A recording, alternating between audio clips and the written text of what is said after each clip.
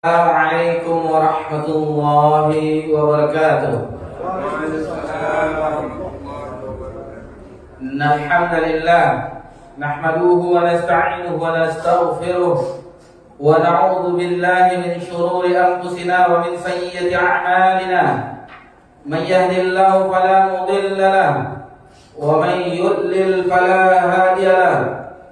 Ashhadu an la ilaha illallah wahdahu la syarika lah wa ashhadu anna Muhammadan abduhu wa rasuluh sallallahu alaihi wa ala alihi wa man sara ala nahji wa tamassaka bi sunnati ila yaumiddin wa sallama tasliman katsira. Ya ayyuhalladzina amanu taqullaha haqqa tuqatih wa la tamutunna illa wa antum muslimun. Amma ba'd. Puji syukur kehadiran Allah Subhanahu wa taala. Alhamdulillah, di malam yang berbahagia ini Allah perjumpakan kita di masjid yang penuh berkah ini, di mana alhamdulillah kita sholat berjamaah fardu maghrib. Dan untuk menunggu masuknya waktu Isya, kita bersabar sejenak untuk bersama-sama mempelajari agama Allah Subhanahu wa taala. Waktu-waktu terbaik di dalam kehidupan kita, yakni dalam rangka beribadah kepada Allah Subhanahu wa taala. Dan kesabaran kita sejenak di sini ini merupakan keutamaan yang sangat besar. Bukankah kita mengetahui banyaknya keutamaan majelis ilmu? Namun sangat disayangkan kesabaran kita di dalam mempelajari agama Allah itulah yang membuat kita prihatin. Jika seandainya pengetahuan kita tentang keutamaan mempelajari agama Allah, maka mungkin masjid kita ini tidak bisa menampung jamaahnya. Di antara keutamanya kita ketahui bahwasanya bukankah di majelis ilmu orang yang berkumpul di salah satu rumah-rumah Allah, mereka mendapatkan ketenangan, nazzalat alaihimus sakinah, lalu mendapatkan rahmat, kasih sayang, kemudian dinaungi oleh malaikat, dan namanya disebut di sisi Allah Subhanahu wa taala. Allahu akbar. Allah Rabbuna Jalla wa Ala menyebut nama orang di sisi makhluknya, di penduduk langit, di hadapan malaikat, makhluknya yang terbaik, disebut nama kita. Alangkah berbahagianya kita jika kita mengetahui perihal ini. Namun sangat disayangkan, musuh bebuyutan kita, iblis, syaitan, bala tentaranya memalingkan anak cucu Adam agar mendapatkan keutamaan yang waliyadzubillah. Maka harus kita perhatikan. Jika ini saja bisa kita ketahui nikmat dari Allah Subhanahu wa taala, maka sudah sepatutnya kita memuji Allah Rabbuna Tabaraka wa taala. Kemudian salawat beriringkan salam kepada Nabi kita tercinta Nabi Muhammad sallallahu alaihi wasallam. Ikhwani fid din wa akhawati fillah, yang semoga diberkahi dan dirahmati oleh Allah Subhanahu wa taala. Kita masih berada di bulan Dzulqa'dah, salah satu dari bulan-bulan haram. Mungkin di antara kita, kenapa kita memilih tema ini atau judul ini, pembahasan ini? Bukankah kita yang tinggal ini mayoritas tidak diberi izin untuk tahun ini menjadi duyufur rahman, tamu Allah Subhanahu wa taala? Kita perhatikan dari topik-topik tematik untuk fikih kurban, panitia kurban, bagaimananya. Alhamdulillah, guru-guru kita yang lain sudah mengangkat tema ini. Kenapa kita mengangkat tema ini? Insya Allah nanti di akhir kajian kita akan mengetahui. Ada yang kita dapat semuanya kan? Alhamdulillah. Kalau yang tidak dapat, biasanya kita cuma rangkap 15 karena itulah yang hadir. Kalau seandainya tidak dapat, mungkin bisa dilihat di teman sebelah mungkin. Atau gimana ya? Gimana? Yang penting dilihat aja di teman sebelahnya bagi yang tidak dapat. Berarti untuk kajian depan panitia Bapak Umar kemarin katanya gimana kita kajian yang setiap Senin pekan keempat membahas kitab atau adalah buku yang dipelajari, karena tematik ini mungkin kurang menggigit lah istilahnya bahasa kita ya, tergantung karena kita biasanya kalau kajian rutin membahas satu matan atau kitab itu ahsannya sebaiknya jangan terlalu panjang. Kalau kita kan terlalu panjang dari bulan Dzulqa'dah nanti berjumpanya di bulan Dzulhijjah lagi dan 1 bulan.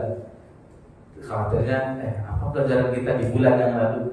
Nah, jadi enggak khawatirnya begitu. Tapi kita usahakan juga mungkin kita tapi bukan di bulan besok, karena bulan besok kita izin sama jamaah semuanya, bapak-bapak, ibu-ibu, karena insya Allah di tanggal 23 Juni kita mungkin safar, tapi safarnya bukan safar haji. Ada kita mungkin Idul Fitrinya di Jawa, Idul Adhanya di Jawa, pulangnya tanggal 27 Juni insya Allah. Itu makanya yang Senin pekan keempat kalau tidak salah itu kita masih safar. Jadi untuk bulan Dzulhijjah digantikan sama ustaz yang lain atau libur itu terserah panitia. Berarti kajian kita insya Allah di tahun depan di bulan Al-Muharram tahun 1446 Hijriah insya Allah mungkin kita membahas, kita carilah pembahasan kitab-kitab yang ringan, kutip-kutip, maksudnya matan-matan yang kitab-kitab kecil insya Allah. Karena kalau dengan ini mungkin kurang tematik, kurang pas lah gitu. Insyaallah kita carikan pembahasan yang mudah-mudahan bermanfaat, karena tulisan para ulama itu bermanfaat semuanya. Keberkahan mereka wakafkan waktu mereka, umur mereka, jiwa mereka untuk agama Allah Subhanahu wa taala. Insyaallah semuanya tulisan ulama kita itu berkah insyaallah. Pembahasan secara garis umum yang ada di modul ini itu berkisar yang pertama, poin utamanya keutamaan bulan Dzulqa'dah. Keutamaan bulan Dzulqa'dah. Yang kedua, definisi dari haji dan umroh. Lalu yang ketiga, poin yang besarnya keutamaan haji atau umroh.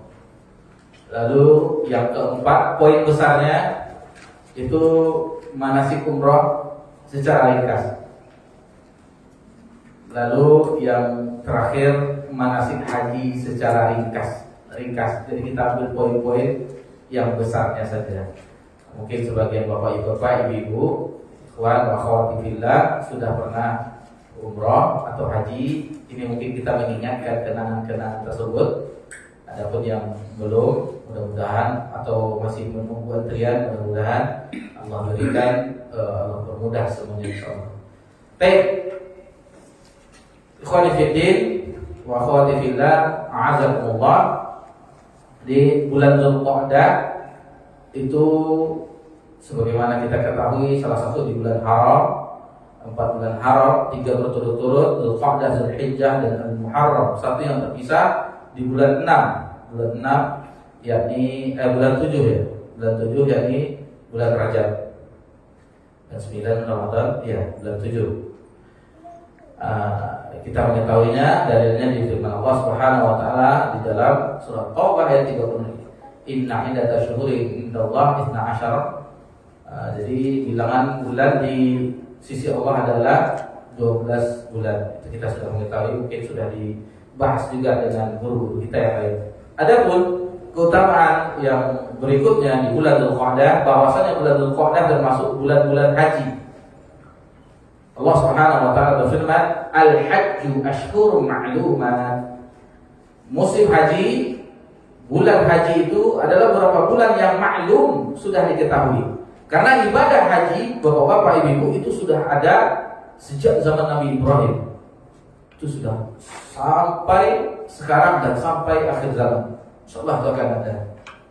Jadi sudah diketahui. Dan dijelaskan oleh Hafiz Ibnu Katsir rahimahullah taala dalam tafsirnya, Ashhurul Ma'lumat itu bulan-bulan yang merupakan apabila seseorang melakukan haji selain bulan itu maka tidak sah. Itulah kesepakatan ulama. Misalnya dia di bulan Ramadan misalnya, kita mengetahui keutamaan bulan Ramadan, lalu dia berniat untuk melakukan haji di bulan itu maka tidak sah. Dimulainya di bulan Syawal, kemudian di bulan Dzulqa'dah yang sekarang kita beradanya, kemudian 10 hari dari awal Dzulhijjah, 10 hari. Karena setelahnya sudah lewat haji.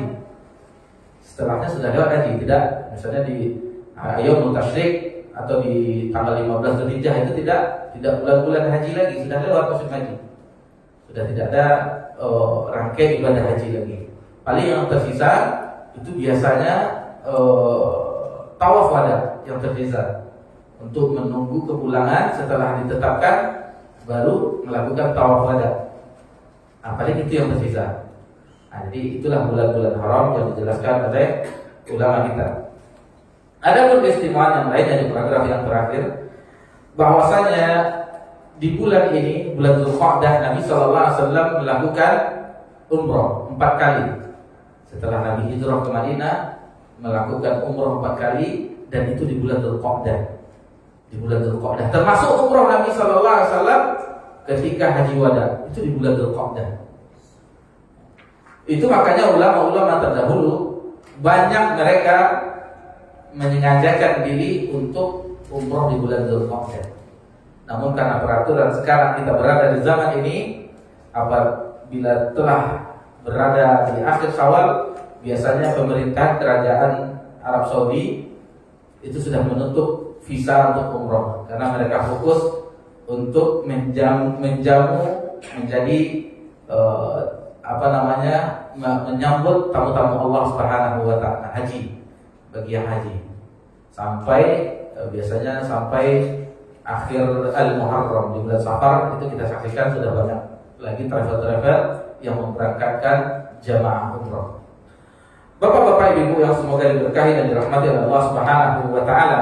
Adapun tentang keutamaan mana yang lebih utama daripada bulan Ramadan, tentunya lebih utama umrah di bulan Ramadan. Masalah umrahnya ini kita sebutkan di sini di halaman yang kedua, fa inna umrata fihi ta'dil hajjah. Karena umrah di bulan Ramadan itu setara, senilai dengan haji, atau disebutkan di riwayat yang lain tadi riwayat Imam Muslim. Ada pun di riwayat Imam Bukhari, fa inna umratan fi Ramadana taqdi hajjatan ma'i, kata Nabi sallallahu alaihi wasallam. Umrah di bulan Ramadan itu seolah-olah haji bersamaku. Jadi walaupun di bulan Dzulqa'dah itu ada keutamaan untuk melakukan umrah, ini umrahnya, adapun umrah di bulan Ramadan itu lebih utama. Dan keistimewaan yang terakhir di bulan Dzulqa'dah, bahwasanya Allah Subhanahu wa taala itu berjanji kepada salah satu Rasul ulul azmi, Nabi Musa alaihissalam, untuk menerima Taurat. 40 hari, 30 hari itu di bulan Dzulqa'dah 1 bulan, dan ditambah 10 hari lagi di awal bulan Dzulhijjah. Allah Subhanahu wa taala berfirman di halaman yang ketiga di dalam surah Al-A'raf ayat 142, "Wa wa'adna Musa 30 lailatan wa atmamnaha bi'ashr." Kami telah janjikan kepada Musa alaihissalam memberikan Taurat sesudah 30 malam. Kemudian wa atmamnaha, dan kami sempurnakan bi'ashr, 10 hari lagi, 10 malam lagi, 40 hari. Setelah itu baru Nabi Musa menerima kitab suci Taurat. Itu makanya kalau kita ingat sirah Nabawiyah, ketika Nabi SAW diwafatkan oleh Allah Subhanahu Wa Taala, Umar tidak boleh orang yang beranggapan Nabi SAW wafat. Jika seandainya ada yang mengatakan, maka akan kupenggal lehernya, kata Umar. Karena Umar meyakini apa yang terjadi pada Nabi SAW ketika itu adalah seperti yang dialami oleh Nabi Musa ini 40 hari untuk menunaikan istilahnya berjumpa kalam Allah untuk menerima Taurat lalu kembali lagi ke Bani Israel. Jadi Umar ketika itu menyangka seperti itu. Ternyata tidak. Bahwasanya memang Nabi SAW sudah wafat. Baik. Jadi kajian kita yang tematik ini sebagaimana judulnya, bahwasanya yang kita angkat, aku penuhi panggilanmu ya Allah. Jadi sesuai dengan talbiyah, labbaik Allahumma labbaik. Itu dari situ kita ambil judulnya. Baik. Kemudian ke pembahasan berikutnya. Itu pembahasan pertama tentang keutamaan bulan Dzulqa'dah. Alhamdulillah kita sudah mengetahuinya. Biasanya kita mungkin berkisar, bulan Dzulqa'dah itu bulan haram, dilipat gandakan amal saleh, pahalanya, kemudian juga dilipat gandakan juga apabila berbuat dosa. Yang kita ketahui cuma sebatas itu, salah satu bulan haram. Ternyata alhamdulillah kita bisa menambah di malam ini bahwa adalah itu termasuk asyhurul ma'lumat, bulan-bulan yang dimaklumi untuk haji. Kemudian Nabi SAW 4 kali umrah setelah hijrah ke Madinah di bulan Dzulqa'dah juga. Para ulama banyak umrah di bulan Dzulqa'dah juga. Ditambah yang terakhir adalah Nabiullah Musa alaihissalam itu menerima wahyu Taurat itu juga di bulan Dzulqa'dah. Baik, kita ke pembahasan yang berikutnya, yang kedua, latihan haji dan umrah. Karena ini adalah metode para ulama kita. Kalau kita merujuk ke kitab-kitab para ulama, maka di awal-awal itu mereka membahas ta'rif, definisi atau pengertian. Itu di awal-awal seperti itu. Karena sesuatu kalau tidak kita ketahui, maka kita lanjut, apa itu haji ya? Apa itu umrah? Seperti apa itu sholat? Apa itu puasa? Nah, itu kita harus lihat, jadi puasa itu adalah dia adalah imsak, menahan diri dari segala yang membatalkan puasa, mulai dari terbit fajar sampai terbenamnya matahari. Nah, jadi kita sudah ada pengetahuan ilmunya tentang definisinya. Karena sungguh sangat aneh kita mengamalkannya tetapi tidak tahu definisinya. Takwa, apa itu takwa? Ada belajar khotib setiap Jumat itu menasihatkan, usikum binafsi bitaqwallah. Aku wasiatkan kepada jamaah dan khotib sendiri untuk bertakwa kepada Allah. Ya ayyuhallazina amanu taqullaha haqqa tuqatih wa la tamutunna illa wa antum muslimun. Kita mendengarnya. Takwa itu apa ya? Kan rancu. Mungkin kita mengetahui definisinya yang umum, yaitu mengerjakan segala perintah Allah Subhanahu wa taala dan meninggalkan segala larangan Allah Subhanahu wa taala. Itu secara umum. Namun Al-Imam Ibnu Rajab Al-Hambali dalam kitabnya Jami'ul Ulum wal Hikam itu banyak membawakan definisi takwa. Mulai dari para generasi sahabat, tabi'in, diungkapkan apa itu takwa. Dikumpulkannya di dalam kitabnya tersebut. Dan yang mencakup kata ulama kita di zaman ini, mencakup dari seluruh definisi itu adalah definisi dari Talaq bin Habib rahimahullah taala, salah seorang ulama kita terdahulu yang mendefinisikan yang lebih kurang maknanya, yaitu kita melakukan ketaatan kepada Allah Subhanahu wa taala di atas cahaya Allah Subhanahu wa taala dan mengharap pahala dari Allah Subhanahu wa taala. Kemudian takut meninggalkan segala perbuatan dosa, maksiat di atas cahaya Allah, min nurillah, dan takut akan ganjarannya dari Allah Subhanahu wa taala, ancamannya dari Allah Subhanahu. Itu mencakup semuanya apa yang didefinisikan oleh ulama kita. Kita kembali lagi ke pengertian haji. Secara bahasa, al-hajju atau al-hijju yaitu al-qasdu.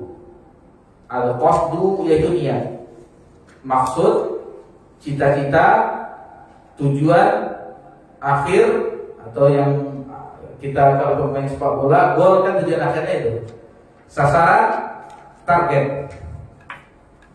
Itu di halaman 3. Sedangkan makna haji secara istilah syar'i, istilahan, jadi makna lughatan. Tadi secara lughatan, ta'arif lughatan. Sekarang istilahan, secara istilah bahwasanya menuju Makkah. Jadi itu, dan tempat ibadah lainnya masyair. Kita ketahui masyair, tempat haji itu tempat-tempatnya Armina, Arafah, Mina, Muzdalifah. Nah, jadi itu termasuk untuk menunaikan manasik pada waktu yang khusus. Jadi waktunya khusus. Kalau untuk haji, puncak daripada haji itu cuma mulai dari hari tarwiyah, tanggal 8 Zulhijjah, tanggal 9-nya wukuf, tanggal 10 banyak yang dilakukan, 11, 12, 13 itu melempar jamaah, ula, wusta, dan aqabah. Nah, jadi adapun di umrah secara bahasa adalah ziarah. Umrah secara bahasa adalah ziarah. Bagi yang hadir di kajian Ustaz kita, Ustaz Farhan Abu Furaihan, Hafizullah Ta'ala, ini dibahasnya tentang ziarah. Kalau kita mengetahui ziarah itu pergi ke kuburan, ziarah ke kuburan. Jadi ziarah itu maksudnya adalah berkunjung. Nah, adapun umrah secara istilah syar'i yaitu berkunjung, ziarah ke Baitullah untuk menunaikan manasik. Nah, jadi alhamdulillah kita mengetahui apa itu haji, apa itu umrah.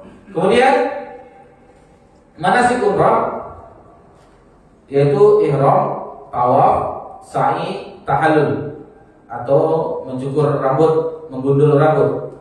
Adapun haji sama dengan umrah, tetapi ada tambahannya di ibadah masyair. Ada tambahannya di masyair yang kita sebutkan tadi, di Mina, di Arafah, dan di Muzdalifah. Kewajiban ibadah haji, dalilnya apa saja? Nah, ini dia. Di bagian atas itu, sesudah kewajiban ibadah haji itu semuanya syarat bagi orang yang wajib haji baginya, yaitu bagi setiap muslim balik, berakal, merdeka, dan ditambah satu lagi, mampu. Manis taqa'a ilaiha. Ini dia firman Allah Subhanahu wa taala di dalam surah Ali Imran ayat 96 sampai 97. Inna awwala baiti wudi'a lin-nasi lallazi bi Bakkah mubarak wa hudan lil alamin. Sesungguhnya rumah yang pertama kali dibangun untuk tempat beribadah manusia adalah Baitullah, yaitu di Bakkah. Disebut Bakkah karena ini tempatnya orang pada menangis semua di situ.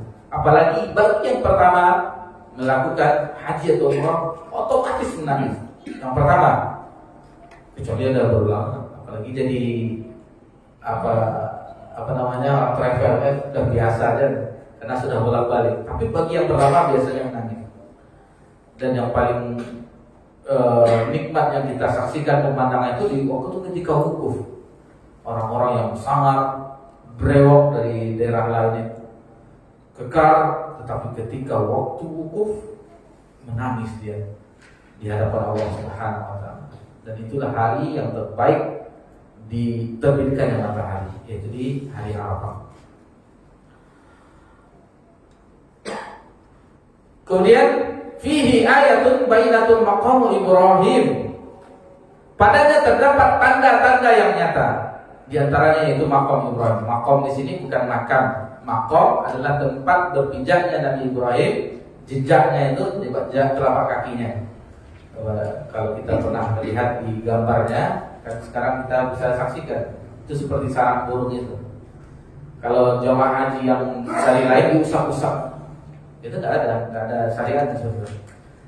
Jadi waktu kita pertama kali manasik itu tahun berapa itu 2010, sangat indahnya ungkapan Ustaz Maududi Hafizullah Ta'ala. Jadi kita tidak boleh memperhatikan orang di Baitullah atau di Masjidil Haram itu ibadah. Yang kita perhatikan ibadah para ulama di situ. Adapun untuk jamaahnya, mereka semuanya ibaratnya apa bahasanya lebih mudah, kontes kejahilan. Orang-orang Afrika datang dengan kejahilannya, orang-orang Indonesia dengan kejahilannya. Berita yang kita dapatkan, mereka diamankan waktu di musim haji ini diamankan oleh petugas karena mereka setelah sholat tahlilan mereka dipimpin oleh amir hajnya mungkin, itu diamankan oleh petugas. Jangan kita di situ sebagai tamu ikut aturan orang itu. Kadang merokok itu di halaman Masjid Nabawi itu tidak boleh, akan ditangkap oleh askar yang bertugasnya. Ini kebanyakan yang biasanya berbawa, kita perhatikan berangkat kemarin yang untuk Pekanbaru ke 19 kemarin, itu yang dipikirkan bagi ahli isab, di mana rokok kita nih, dibawa aja banyak lah kota itu. Yang dipikirkannya bukan yang lain, dibawanya bukan bekal takwa, karena di ayatnya kata zawadu fa inna khairaz zadi taqwa, harus bekal takwa nih. Nanti rokok kita selama 40 hari reguler kan 40 hari lebih kurang. Itu yang dikhawatirkan. Nah, ini musibah bagi jamaah haji Indonesia. Tapi tahiyatan enggak, dulu orang di situ bagi yang orang Arab itu takut merokok terang-terangan dulu. Tapi karena jamaah haji Indonesia sudah biasa, ya akhirnya mereka terbiasa juga. Terakhir kita waktu Ramadan kemarin kita saksikan bahwa memang di bandara tersebut King Abdul Aziz kan di Jeddah memang sudah biasa merokok. Dahulu kabarnya walaupun mereka merokok tak berani di tempat umum, dan ada tempat-tempat yang terlarang yang tidak boleh di sana merokok. Ini itu tadi sebagaimana kita sebutkan, kontes kejahilan jadinya. Orang ini datang dengan kejahilannya, orang ini datang dengan kejahilannya.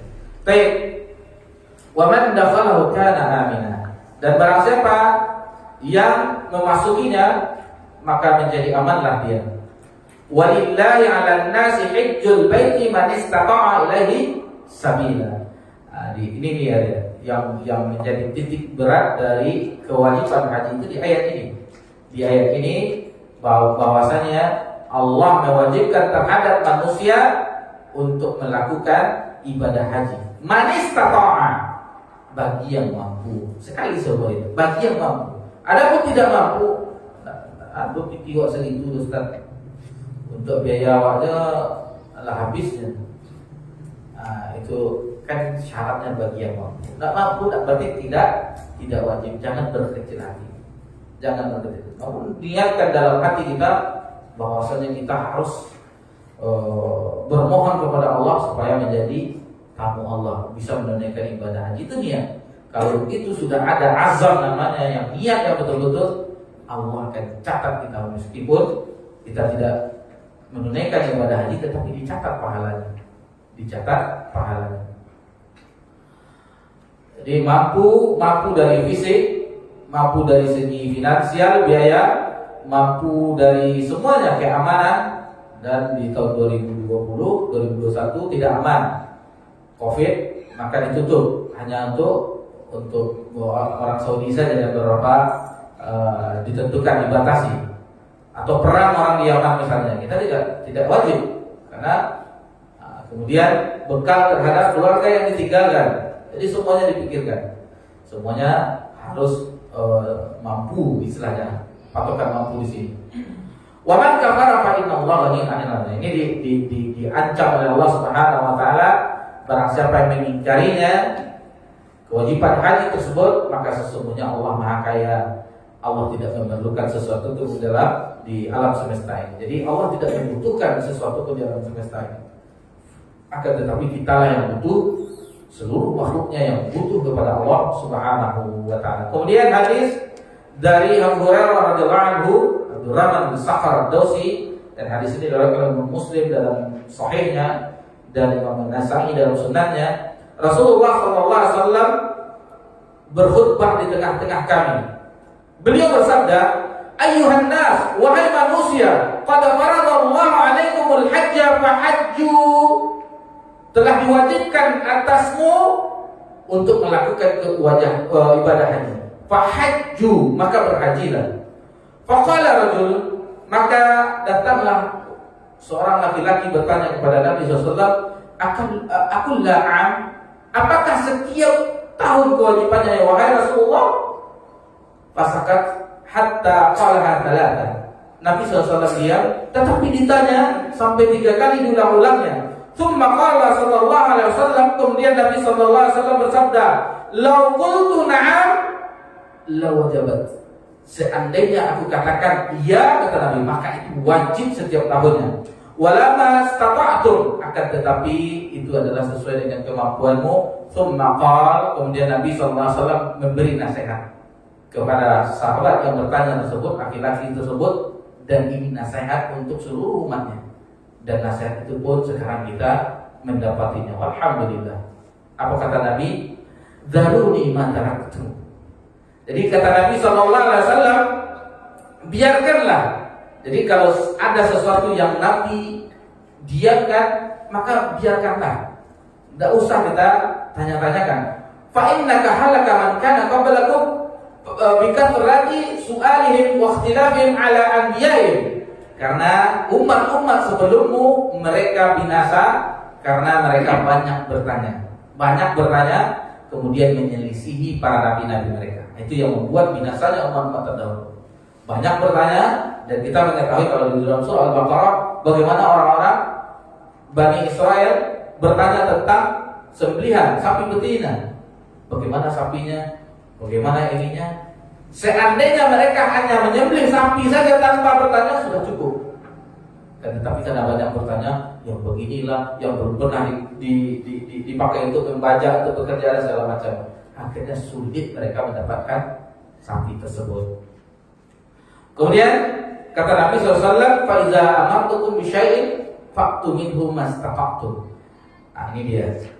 Jika aku memerintahkan sesuatu terhadapmu, maka amalkanlah, lakukanlah sesuai dengan kemampuan. Wa idza nahaytukum an syai'in fadhabu.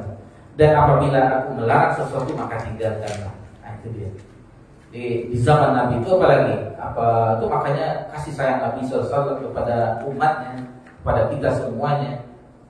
Ingatkah kita pelajaran tentang salat tarawih, salat qiyamul lail di malam bulan Ramadan? Awalnya Nabi SAW berjamaah sampai beberapa hari, sampai 3 malam kalau tidak salah. Setelah itu Nabi tidak keluar lagi, karena Nabi khawatir kepada kita, khawatir nanti diwajibkan. Itu makanya Nabi SAW habis itu tidak, malam berikutnya setelah itu tidak melakukan secara berjamaah. Nah, bayangkan Nabi SAW tidak mau menggerakkan. Nah, itu makanya sering seperti apa lagi? Nah, contohnya siwak. Kata Nabi SAW, "Lau asyaqqa ala ummati fa'amartum bisiwak inda kulli salat." Rasulullah, seandainya tidak memberatkan untuk umatku, maka akan aku perintahkan dia bersiwak untuk setiap mau salat. Cobalah, kan berat kita habis kajian, bersiwak kita dulu, atau siwak yang dari apa ya? Nah, kan susah juga kita. Tapi begitulah Nabi SAW, kasih sayangnya memudahkan kita umatnya. Kemudian di halaman yang kelima dari Ibnu Umar radhiyallahu anhu, ini yang kita ketahui Rasulullah SAW tentang rukun Islam. Bunya Islam ala khams.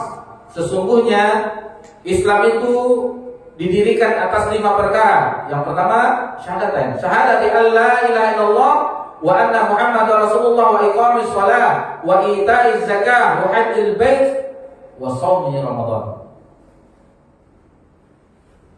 Kita hentikan sejenak, bahwasanya kok haji dulu baru shaum Ramadan.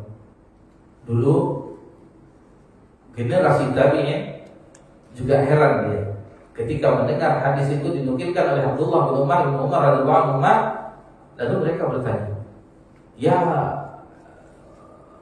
apa punya Abu Abdillah apa ya Umar atau Abdurrahman siapa itu atau Abdullah bin Mas'ud dipanggil ya Ibnu Umar, wahai Ibnu Umar, kenapa didahulukan haji baru yang terakhir shaum Ramadan? Apa jawabannya? Ini dia. Mereka generasi para sahabat, generasi terbaik, kemudian yang setelahnya tabi'in.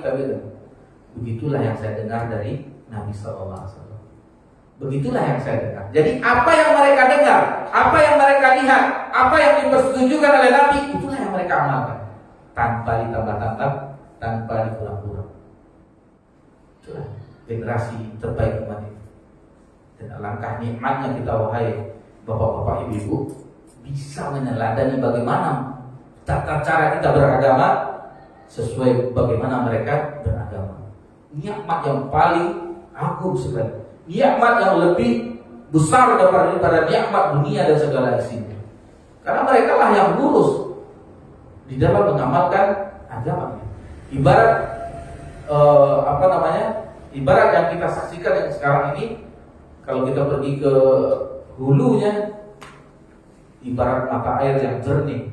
Mereka belum ada kotoran-kotoran, apalagi kalau sekarang ada juga, mudah-mudahan Allah memberikan mereka saudara-saudara kita kesabaran, pahala dan bantuan-bantuan yang dimudahkan.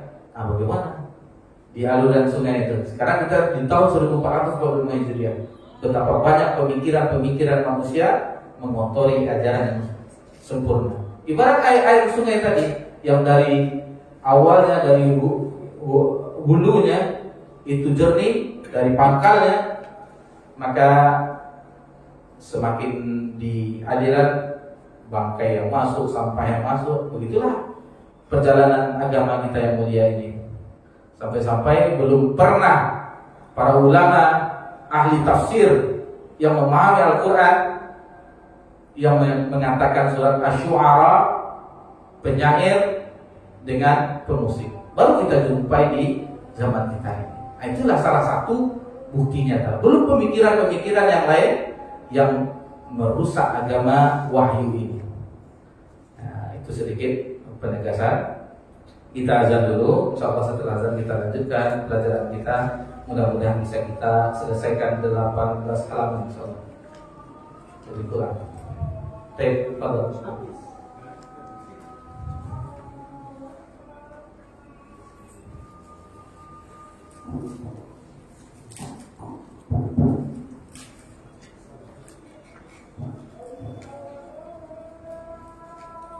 Allahu Akbar, Allahu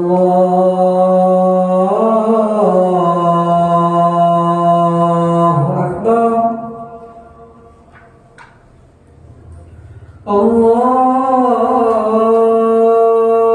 Allahu Akbar,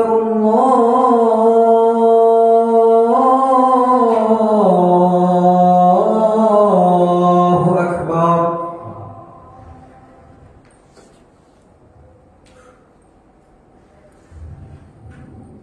Asyhadu an la ilaha illallah.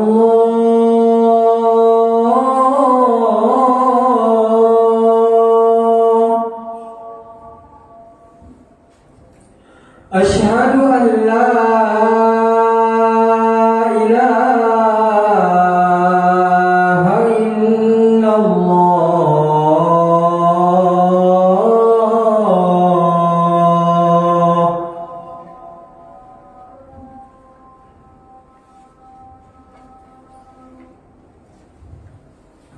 Asyhadu anna Muhammadar Rasulullah.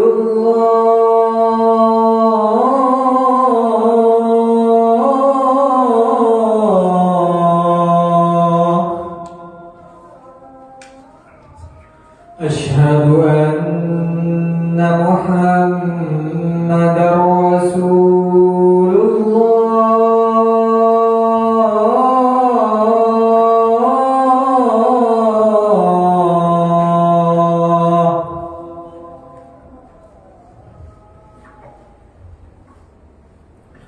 حي على الصلاة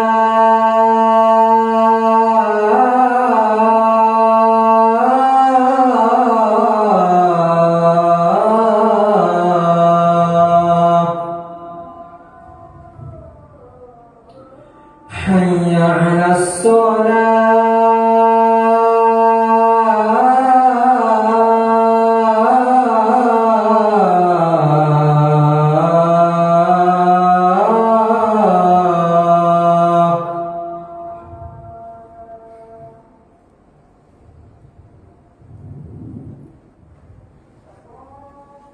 حي على الفلاح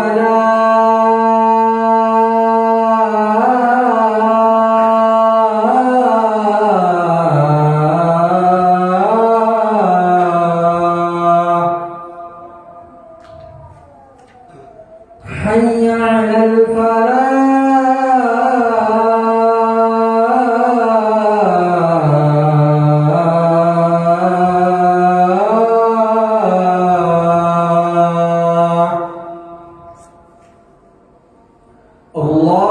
الله أكبر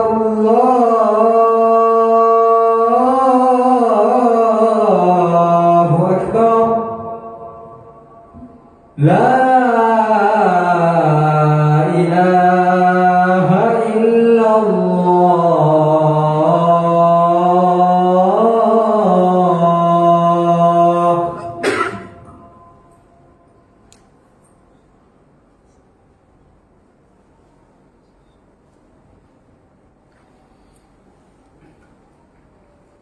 Alhamdulillah, wassalatu wassalamu ala Rasulillah. Ini mungkin kalau dari Bapak berapa?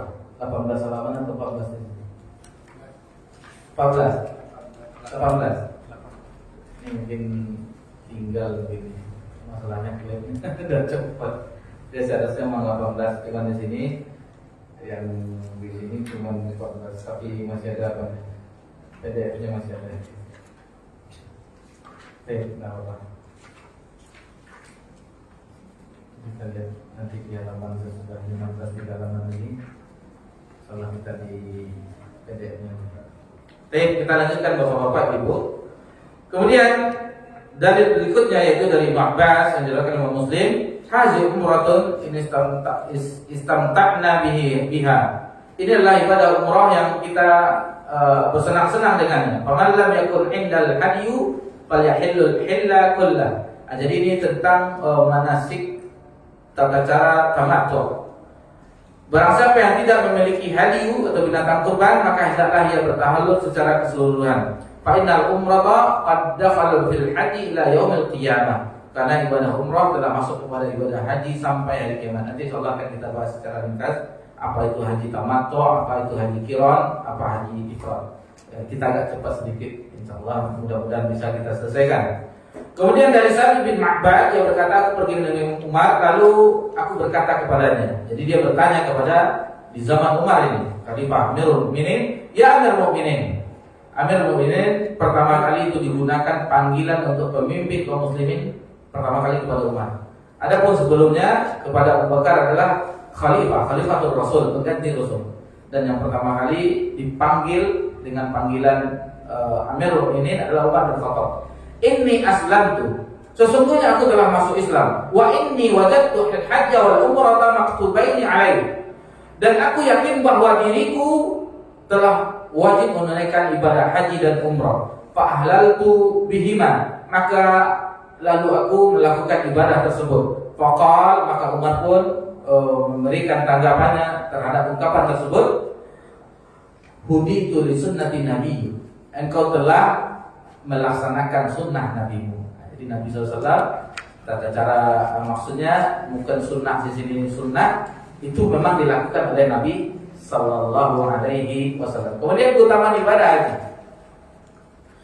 Yang pertama hadis dari Abu Hurairah radhiyallahu anhu bahwasanya Rasulullah SAW bersabda, ini muttafaqun alaih, al-umratu ila al-umrati kafaratu lima bainahuma.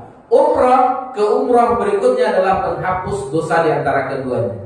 Jadi kalau ada orang mengatakan umrah ke umrah kali ini Karena putih dia itu umroh taruh itu orang nak pergi kan ada pula tetangga seperti orang yang Mesir atau segala macamnya.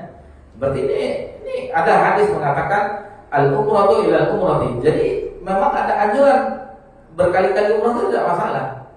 Yang masalah itu dia berkali-kali umroh tetapi saudaranya tidak diperhatikannya, keluarganya tidak diperhatikannya, tetangganya yang tidak makan tidak diperhatikan, itu yang masalah. Dan kita saksikan orang yang sering melakukan ibadah haji dan umroh biasanya mereka dermawan. Yang kita ketahui terlepas dari ikhlas atau riya itu tidak kita lihat list donatur di masjid kaum muslimin, bukan di masjid itu haji hajah Rosmawati contohnya misal haji haji muslim itu semua mereka dermawan. Nah, jadi ada sekali ya ini. Nah, ini salah satu dalilnya. Kafaratul lima bainahuma adalah penghapus dosa keduanya. Wal hajjul mabrur laisa lahu jazaa' illa jannah. Dan haji mabrur itu tidak ada balasannya kecuali surga. Nah, bagaimana haji yang mabrur? Haji yang diterima. Yang pertama itu ikhlas karena Allah Subhanahu wa taala. Kemudian yang kedua yaitu sesuai dengan manasik Nabi. Sesuai dengan tuntunan Nabi sallallahu alaihi wasallam, sesuai dengan tata cara Nabi sallallahu alaihi wasallam. Kemudian memperhatikan hukum-hukumnya seperti tidak berkata-kata rafat, kata-kata kotor, tidak berlaku fasik, dosa, atau tidak berjidal, berdebat, dan semuanya dia jaga hukum-hukum tersebut. Dan ketika dia kembali ke tanah air atau ke tempat daerahnya masing-masing di seluruh dunia jamaah haji, lalu nampak bekas ibadah tersebut, dia menjadi orang yang pertama yang melakukan ketaatan. Yang biasanya mungkin dia sebelum berangkat haji sudah misalnya sering masbuk misalnya. Setelah sepulang dari haji, dia yang sebelum azan sudah masuk ya. Kan ada peningkatan. Nah, seperti itu. Kemudian hadis berikutnya dari Ibnu Mas'ud radhiyallahu anhu bahwasanya Rasulullah SAW bersabda, "Tabi'u bainal haji wal umrah fa innahuma yanfinal faqra waz-zunub." Iringilah antara ibadah haji dan umrah karena keduanya meniadakan dosa dan kefakiran. Kama yanfil kiru khabathal hadid waz-zahabil wal-fiddah. Lalu disebutkan sebagaimana alat peniup api menghilangkan kotoran, karatnya besi, emas dan perak. Ini yang terakhirnya, ini dia utamanya. Walaysa lil hajjil mabrurati thawabul illa jannah. Dan haji yang mabrur itu tidak ada balasannya kecuali surga. Ini hadis dari Imam Tirmidzi dan Nasa'i. Kemudian hadis dari Abu Hurairah, aku mendengar Rasulullah SAW bersabda, "Man hajja lillahi azza wa jalla falam yarfud wa lam yafsud raja'a ka yaumi waladat ummu." Barang siapa yang melakukan haji ikhlas karena Allah Subhanahu wa taala tanpa berbuat keji, tanpa melakukan kefasikan, maka ia kembali raja'a ka yaumi waladat ummu. Maka dia kembali seolah-olah baru dilahirkan dari rahim ibunya. Bayangkan, tidak seolah-olah tidak ada dosa lagi bagi orang yang melakukan ibadah haji. Kemudian dari Ibnu Umar, Nabi SAW bersabda, "Al-ghazi fi sabilillah wal hajj wal mu'tamir wafdullah da'aful fa'ajabu wa sa'aluhu fa'atahu." Orang yang berperang di jalan Allah, ini orang fi sabilillah. Kemudian orang yang haji dan umrah. Di hadis yang lain kita mengetahui bahwasanya jihad bagi kaum wanita itu adalah haji dan umrah. Jadi kalau jihadnya bagi lelaki adalah jihad fisabilillah yang menegakkan kalimat Allah. Adapun bagi perempuan adalah haji dan umrah. Sebagaimana digandengkan di sini peperangan di jalan Allah, kemudian menunaikan haji dan umrah disetarakan. Karena bagi wanita muslimah haji mereka maksudnya jihad mereka adalah haji dan umrah. Kemudian disebutkan oleh Nabi SAW adalah delegasi Allah, wafdullah, da'ahum fa'ajaruhu. Lalu Allah menyeru mereka dan mereka memenuhi panggilan. Jadi Allah menyeru mereka dipenuhi itu makanya ketika tarbiyah labbaik Allah labbaik. Nah, itu aku penuhi panggilanmu ya Allah, aku penuhi panggilanmu. Wa sa'aluhu fa'atahu. dan ketika mereka meminta kepadanya maka Allah mengabulkan permintaannya. Maka bagi siapa saja yang diberi kesempatan untuk melakukan ibadah haji menjadi tamu Allah di Yufur Rahman, maka dia harus mempelajari yang pertama itu tentang rukun-rukun haji, wajib haji, syarat sah haji, sunah-sunah haji, yang perkara-perkara yang tidak dilarang di dalam ihram dan segala macamnya harus diketahui semuanya, harus diketahui. Sesuai dengan nasihat Al-Imam Bukhari rahimahullah ta'ala di dalam bab sahihnya, bab al-ilmu qabla qawl. Jadi berilmu dahulu sebelum berkata dan beramal. Kemudian Nabi SAW perintahkan khuzu anni manasikakum fa inni la adri la'alli alla haji ba'da hajjati hazi.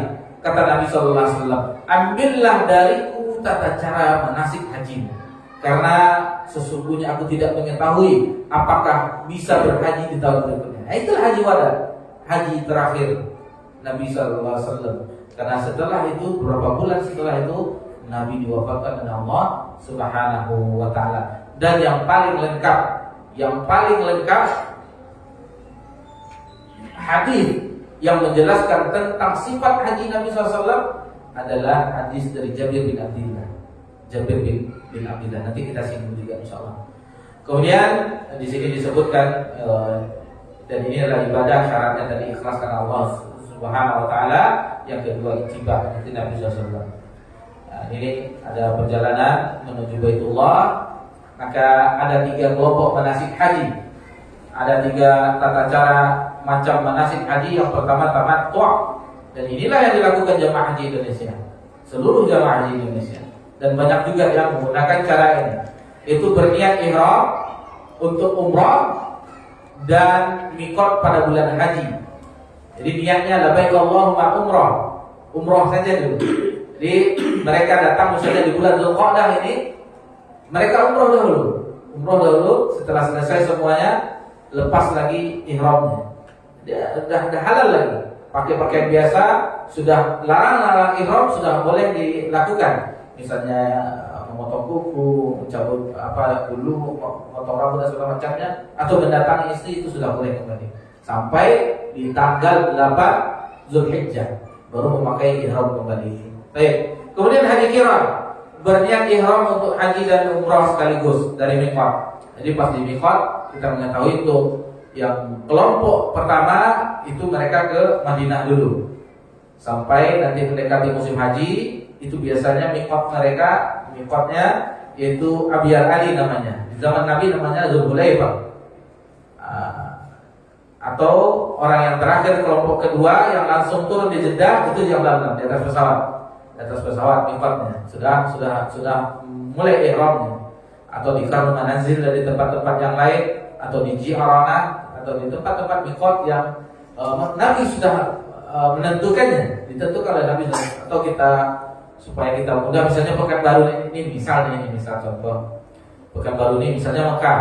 Nah, jadi miqatnya bagi orang yang dari itu Kubang, dari arah Palu, antara Bulu segala macam itu Kubang, atau dari Pelalawan, Kerinci segala macamnya, Indragiri Hilir Hulu itu si Kijang itu, Tenaya, dari Duri dan segala macamnya itu Muara Fajar. Nah, ini sudah ada tempat-tempat miqatnya. Nah, kalau dari Panam, ini dari Bopajang, Panam, itu ada tempat-tempat masuk ke Mekah, sudah ada batas-batasnya, sudah memulai tempat miqat itu batas mulai melakukan ihram. Kemudian haji ifrad itu berniat haji saja, dia ifrad sendiri.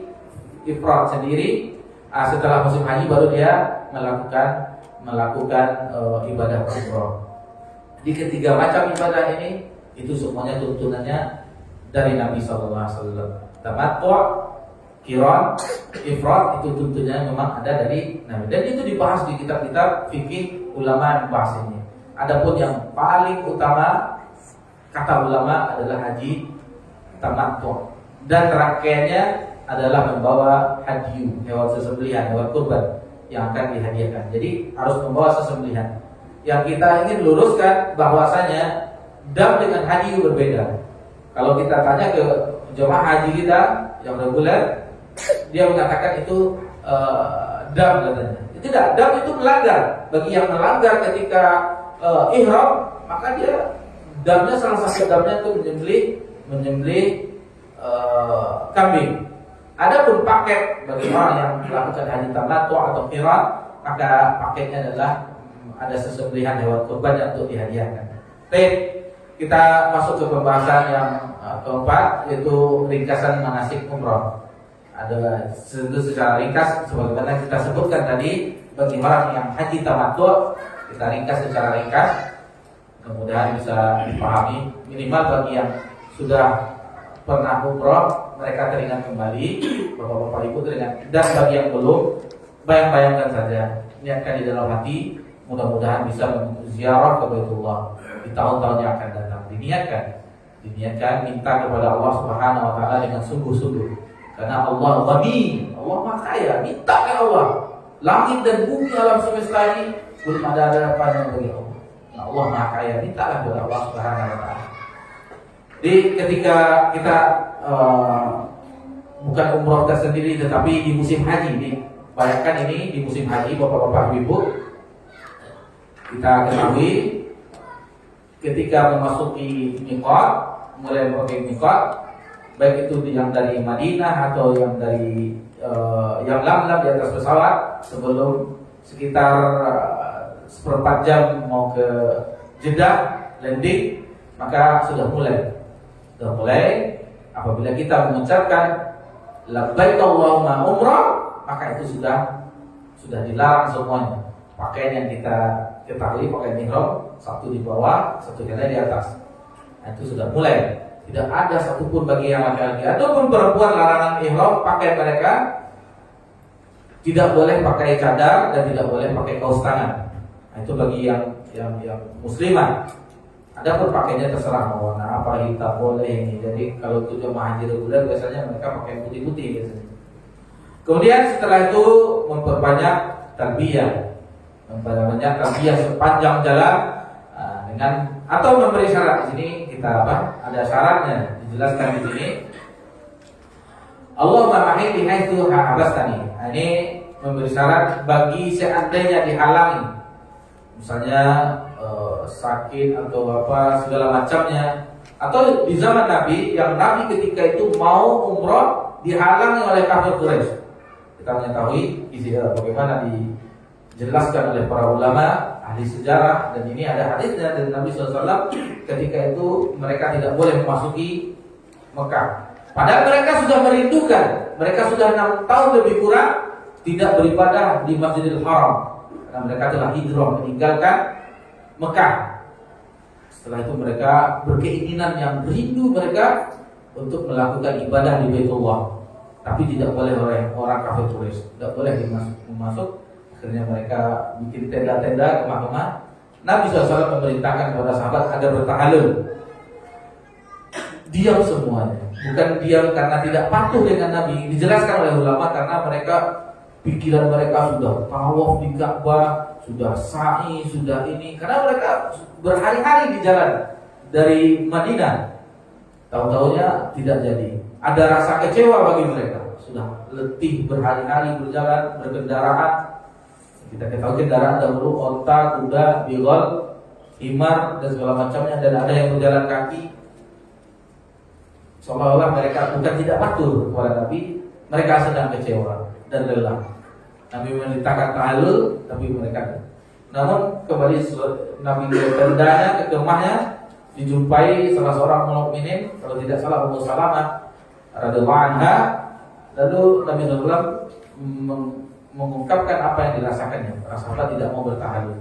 Lalu kata Ummu Salamah, wahai Rasulullah SAW, engkau keluar bertahalullah, jangan berbicara sepatah kata pun. Jangan berbicara sepatah kata. Lalu Nabi SAW keluar bertahalul, dan memang tidak diperintah oleh Nabi itu bertahalul, tetapi melihat Nabi seperti itu, kata perawi menjelaskan, ketika itu seakan-akan kami berebutan untuk bertahalul, hampir-hampir mencelakai saudara kami. Karena berebut-berebut gimana kalau berebut rame di tempat-tempat sempit, atau bahasa ada dulu gitu. Kan itu. Seperti itulah bayangannya. Nah, jadi mereka berebut untuk bertahalul. Awak dulu kan. Jadi setelah itu lanjut sepanjang jalan, labbaik Allahumma labbaik, labbaik la syarika laka labbaik, innal hamda wan ni'mata laka wal mulk la syarika lak. Ini salah satu kalau belajar akidah, bentuk dari sisi akidahnya di sini tadi. Aku penuhi seruan panggilanmu ya Allah, aku penuhi. Jadi semua nikmat kerajaan adalah milikmu dan tidak ada sekutu bagimu. Itu diulang-ulang. Kalau laki-laki, jemaah laki-laki dikeraskan. Adapun perempuan itu cukup didirikan. Kemudian setelah itu memasuki dekat. Kalau kita ambil gaya rombongan biasanya legendnya, tandanya tuh jam, kata pembimbing atau muqawif, perhatikan jam Bapak. Apalagi yang pertama kali pergi ditanya ya, siapa yang pertama kali? Itu ditanya, nanti diawasi. Karena biasanya yang pertama itu sering kesasar, lupa atau segala macam. Perhatikan jam dan kawal itu. Kemudian tempat berjanji biasanya toilet 3. Hanya toilet 3 ini. Jadi yang pernah mereka mengetahui itu posisinya dekat di situ. Jadi kalau bapak-bapak ibu kesasar di sini, lanjut berhenti tarbiyah, doa masuk masjid seperti doa biasa, Allah Ta'ala baramatika. Kemudian ketika melihat Ka'bah pertama kali berdoa, Allahumma anta salam wa minka salam tabarakta rabbana. Lalu turun ke tempat tawaf, mulai dari Hajarul Aswad. Seperti biasa, yang kita ingatkan bagi yang laki-laki itu takbir namanya, nampakkan bahunya yang sebelah kanan, berlari-lari kecil, amal 3 kali putaran, dimulai dari Hajarul Aswad sampai 1 kali putaran, 7 kali. Adapun syariat yang ada syariatnya dari Nabi SAW yang dibaca dari rukun Yamani, Hajarul Aswad baru ada doanya, Rabbana atina fid dunya hasanah wa fil akhirati hasanah wa qina adzabannar. Selain daripada itu bebas, mau zikir, mau baca Quran, mau apa itu bebas. Kemudian setelah itu sholat di belakang makam Ibrahim. Rakaat pertama dibaca surah Al-Kafirun, yang kedua setelah Al-Fatihah Al-Ikhlas, Tuhan. Lalu setelah itu minum zam-zam, pergi ke Syai. 7 kali, mulai dari Safa, Marwah, ini kita ringkas 7 kali. Bukan Safa ke Safa seperti Hajarul Aswad dan Hajarul Aswad 1, tidak. Tapi Safa ke Marwah aja 1, Marwah ke Safa itu 1. Sampai 7 terakhir di Marwah. Di setiap Safa itu ada dibaca, begitu juga di Marwah itu dibaca. Ini ada kita sebutkan di sini di halaman 12. Allah Akbar, la ilaha illallah wa la syarika lahu lahul mulku wa lahul hamdu yuhyi wa yumiitu wa la ilaha illa la ilaha illallah wahda anjaza wa'dahu wa nasara 'abdahu wa hazama al-ahzaba wahda. Lalu berdoa 3 kali. Setelah selesai baru kita cari barbershop, salon, cukur rambut, tahallul, selesailah manasik umroh. Itu bagi kita posisinya ini di musim haji, Lalu bagi yang membawa pisau cukur sendiri misalnya nggak apa-apa, nggak masalah di kamar. Adapun bagi muslimah kita ingatkan yang banyak terjadi biasanya di Marwah itu ada yang bawa gunting. Jangan sampai kita ngambil rambut, dibuka jilbabnya, diambil ikan aurat, tidak boleh. Bagi muslimah itu di kamar. Apalagi yang misalnya haji plus, biasanya ngambil paket 2 sekamar misalnya. Itu suami bisa memotong di kamar tapi jangan di Marwah tersebut. Maka selesailah umroh. Ini secara ringkas. Menunggu sampai hari tarwiyah. Langsung kita masuk ke manasik haji secara ringkas poin-poin besarnya. Di hari tarwiyah di tanggal 8 Zulhijjah maka diulang lagi kita memakai ihram. Labbaik Allahumma hajjan, atau ditambah la riya'a wala sum'ah. Tidak ada riya di dalamnya dan tidak ada sum'ah di dalamnya. Lalu bertalbiyah, maka di hari itu jamaah haji mereka pergi ke tenda Mina. Dan ini tidak dilakukan oleh haji reguler. Ini haji reguler tidak melakukan. Di hari tarwiyah mabit di Mina itu mereka tidak melakukan. Mereka langsung ke Arafah. Ini yang mana bisa kita luruskan, kita luruskan. Kemudian setelah itu mabit, ada pun tata cara di Mina itu pada waktunya dengan diqashar. Misalnya zuhur 2 rakaat di waktunya, tidak dijamak. Asar itu 2 rakaat diqashar 2 rakaat itu di waktunya, semua di waktunya, tidak dijamak. Misalnya zuhur dengan asar, maghrib dengan isya, tidak, di waktunya. Jadi 5 waktu tetap sholat tanpa dijamak, tetapi diqashar bagi yang 4 di 2 rakaat. Kemudian apabila telah terbit matahari, maka itulah hari Arafah. Hari Arafah, hari yang terbaik sepanjang masa. Hari adapun malam Lailatul Qadar, adapun hari adalah itu hari Arafah yang nanti jamaah haji mereka ke wukuf di Arafah. Di sini kita habis kita ke PDF. Ini copot tertinggal di rumah. Baik. Ini kita singgung sejenak. Kita sebutkan di sini keutamaan mengenai hari Arafah. Baik, yang pertama di halaman 15 bisa Bapak Ibu lihat. Yang pertama di hari Arafah Allah Azza wa Jalla paling banyak membebaskan manusia dari neraka. Ibunda kaum mukminin yaitu Ummul Mukminin Aisyah radhiyallahu anha meriwayatkan bahwa Nabi sallallahu alaihi wasallam bersabda, "Ma min yaumin aktsara min yu'tiqallahu fihi 'abdan minan nar min yaumil Arafah."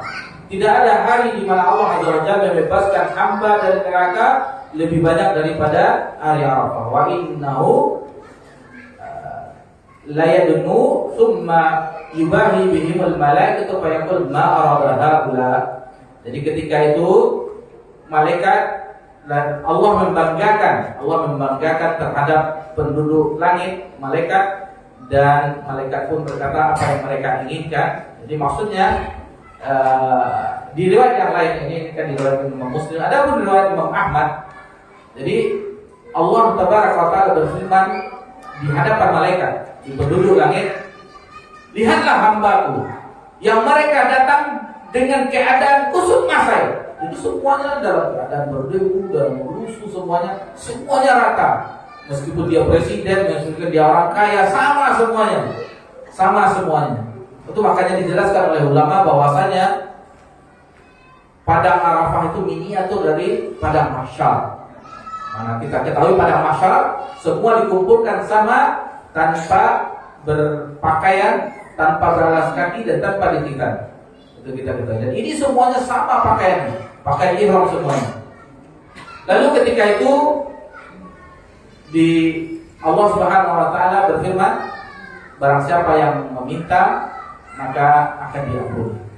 Itulah keutamaan, salah satu dari keutamaan hari Arafah. Kemudian yang kedua, keutamaan berikutnya di halaman 16, doa di hari Arafah adalah doa terbaik.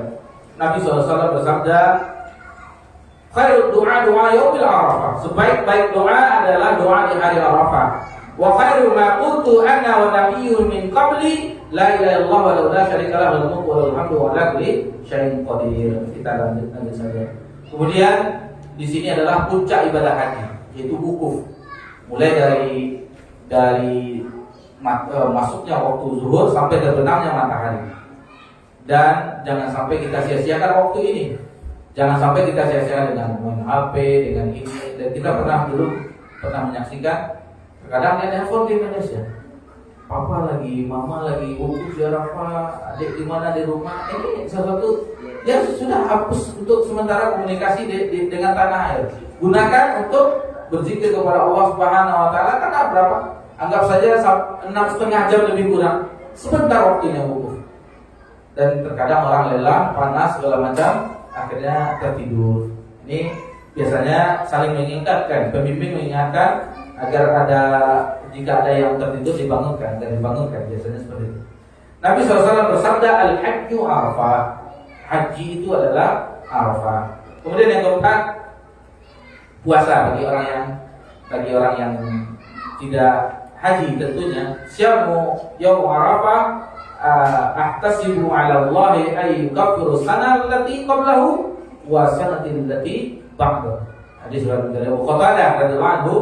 Jadi puasa Arafah itu Nabi SAW berharap agar diampuni dosa 2 tahun berarti, setahun sebelumnya dan setahun berikutnya. Betapa indahnya agama kita, luasnya ampunan Allah Subhanahu wa Ta'ala. Kita ringkas lagi, seringkas-ringkasnya mudah-mudahan bisa cepat selesai.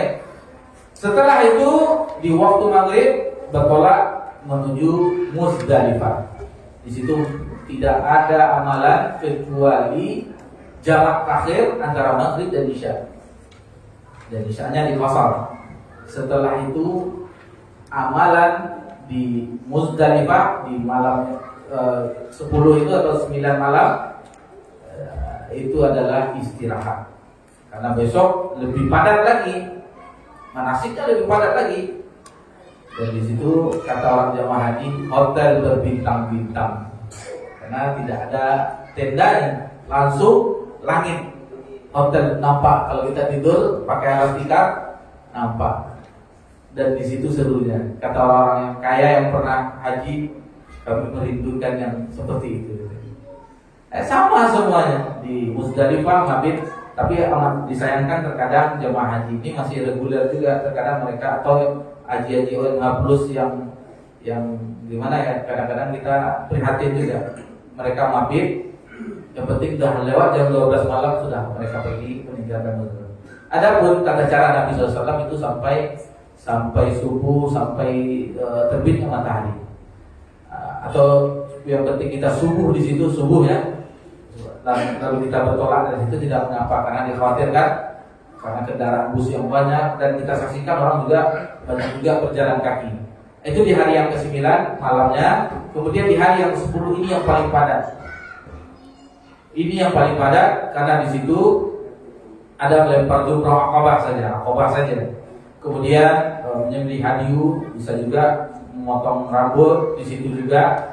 Kemudian tawaf ke Mekah juga. Jadi selain di Mina, ke Mekah juga tawaf ibadah, kemudian sa'i. Nah, itu amalannya. Agak banyak. Itu makanya di malamnya kita istirahat. Karena banyak itu melelahkan sekali, sangat melelahkan. Adapun yang lainnya boleh diacak. Karena kalau kita perhatikan ada sahabat yang bertanya, ya Rasulullah, kami dahulukan melempar dahulu baru ini. Tidak mengapa, kata Allah, harus tidaklah mengapa, kata Nabi SAW. Lalu yang tidak boleh diacak itu misalnya sa'i dulu baru tawaf, itu tidak boleh. Tawaf dulu baru. Adapun yang lainnya, misalnya kita untuk supaya tidak rame di ketika tawaf dan sa'i, masih agak cepat misalnya. Orang baru mulai baru mulai sholat Id di Masjidil Haram, lalu nampak sama kita salon, barbershop, pangkas rambut. Lalu kita cukur dulu sebelum boleh, tidak masalah. Kalau itu boleh, mana yang didahulukan. Atau kita ke Mina dulu, melempar jumrah Aqabah, tidak masalah. Yang tidak boleh diacak, tawaf dulu, setelah itu sa'i, itu tidak boleh ditukar. Kita sa'i dulu baru tawaf, itu yang tidak boleh. Selebihnya boleh, mana yang didahulukan. Setelah itu maka boleh dilepas pakaian semuanya, dan itu maka menunggu 3 hari Ayyamut Tasyrik, 11, 12, 13 Dzulhijjah. Apa amalannya? Amalannya mabit di Mina, kemudian setelah matahari sudah waktu zuhur zawal, maka melempar jamarat ula, wusta, dan Aqabah. Itu bagi yang mau mengambil nafar awal tanggal 12 Dzulhijjah dia bertolak meninggalkan Mina, itu boleh, tidaklah berdosa. Adapun yang mengambil nafar tsani itu pun juga boleh, tidak mengapa, dan itu yang lebih baik. Sedikit kita singgung tentang sirah Aqabah sebentar karena teringat ini. Aqabah adalah kita mengetahui sirah Nabawiyah, tempat terjadinya baiat Aqabah pertama dan kedua. Nabi SAW membaiat orang-orang Ansar. Yang pertama 12 orang, kemudian yang baiat Aqabah berikutnya lebih banyak, 70 orang lebih. Dan ketika itu disitulah terjadinya di Aqabah. Aqabah yang kita lihat sekarang itu di zaman Nabi dia separuh. Jadi ini ada bukitnya. Di atas bukit itulah Nabi dan orang-orang Ansar melakukan baiat Aqabah. bunyi baiatnya itu bisa dilihat dalam surah Al-Mumtahanah ayat terakhir. La yusyrikna billah wa la yasrikna wa la yaznina wa la yaqtulna auladahunna wa la yatina bi buhtani yaftari ila akhir ayat. Jadi itu bunyi baiatnya. Itu bunyi baiatnya, tidak berbuat syirik, tidak mencuri, tidak berzina, dan tidak melakukan ini segala macamnya. Nah, dibaiat oleh Nabi SAW, dan itu 2 kali. Baik Aqabah pertama dan yang kedua, baru setelah itu Nabi dan para sahabat diperintah hijrah ke Madinah. Apa amalan yang terakhir yang tersisa 1, yaitu tawaf wada. Apabila telah ditentukan kapan kembali ke tanah air, maka melakukan tawaf wada, tawaf perpisahan, maka selesailah proses perjalanan ibadah haji yang dilakukan ketika itu. Itulah yang bisa kita gambarkan secara umum. Nah, ini kita sebutkan apa tujuan kita membahas ini. Di halaman yang terakhir kita sebutkan bahwasanya dengan pembahasan ini mudah-mudahan hadir di dalam hati kita niat untuk bisa menunaikan ibadah haji ke Baitullah. Jangan katakan ini Ustaz, tahun ajaran ini anak yang nomor sekian tamat mau kuliah juga Ustaz. UKT tinggi juga kan Ustaz, tahu beritanya. Nah iya Ustaz, di media sosial orang demo terus yang ini tamat lah SMP Ustaz, mau masuk SMA pula. Ini masuk TK Ustaz, yang apa Ustaz? Gimana Ustaz? Gimana Pak? Mana mungkin nggak haji? Perhatikanlah Bapak-bapak, minta kepada Allah Subhanahu wa taala. Merengeklah kepada Allah Subhanahu wa taala. Hadirkan hati kita. Ya Allah, minta supaya Allah berikan kemudahan biaya untuk bisa melakukan ibadah haji itu. Apalagi sekarang ibadah antrian yang sangat panjang bagi yang berusia. Atau mungkin kita ingin yang lebih lagi. Ya Allah, bisa ONH Plus yang menunggunya sekitar 5 tahun. Atau langsung lagi furoda. Ya Allah, lagi furoda langsung berangkat. Berapa Ustaz? Lebih kurang $25.000. Tapi minta kepada Allah Subhanahu wa taala. Ya, mudah-mudahan Allah mudahkan. Dan bagi bapak-bapak ibu yang pernah melakukan haji dan umrah, mudah-mudahan ini menimbulkan kerinduan kita. Bagaimana kita di sana, perjalanan yang sangat indah, safar yang sangat indah itu ke Baitullah, haji dan umrah. Apalagi mungkin bagi yang sudah melakukan haji mungkin sekali dalam seumur hidup, antrian yang panjang dan tidak mungkin diulang kembali misalnya. Alangkah merinding. Al-Hafiz Ibnu Katsir rahimahullah taala dalam tafsirnya, kerinduan orang yang pernah ziarah ke Baitullah, ke Mekah, baik haji dan umrah, yang sudah pernah itu lebih rindu daripada orang yang belum pernah. Kata Ibnu Katsir dalam tafsirnya, jadi kerinduan orang yang pernah melakukan haji dan umrah itu lebih rindu daripada orang yang belum. Baik, demikianlah yang bisa kita bahas. Mudah-mudahan ini bermanfaat bagi kita, salah satu ilmu yang akan menimbulkan niat kita untuk menunaikan ibadah haji dan umrah ke Baitullah. Karena ini bulan Dzulqa'dah, Dzulhijjah. Meskipun kita menyaksikan orang-orang yang berangkat, cuman hadirkan juga dalam hati kita, berdoalah menuju waktu-waktu mustajab. Mudah-mudahan Allah menjadikan kita salah satu tamunya di tahun-tahun yang akan datang. Mohon maaf jika ada kesalahan. Subhanallah wa bihamdihi. Wassalamualaikum